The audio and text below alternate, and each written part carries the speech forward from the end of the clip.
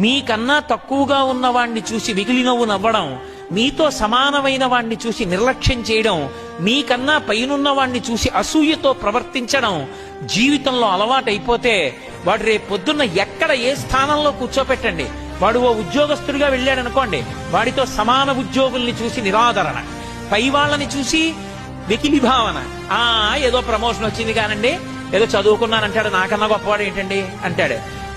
తనకన్నా కిందవాణ్ణి చూస్తే అహంకారం, నిర్లక్ష్యంతో ప్రవర్తిస్తాడు. తనకన్నా కిందవాళ్లు తనని చూసి సంతోషించరు, సమానులు సంతోషించరు, పైవాళ్లు సంతోషించరు, తన అహంకారానికి తానొక్కడే సంతోషిస్తుంటాడు. అటువంటి వాడికి ఆపదొస్తే కాపాడేవాడు ఎవ్వడూ ఉండడు. అందుకే జీవితంలో సంస్కారమును పొందుట అన్న మాటకు అర్థం ఏమిటి అంటే, తనకన్నా పెద్దలు కనపడితే గౌరవించాలి, తనతో సమానులు కనపడితే ఆదరించాలి, తనకన్నా కింద వాళ్ళు కనపడితే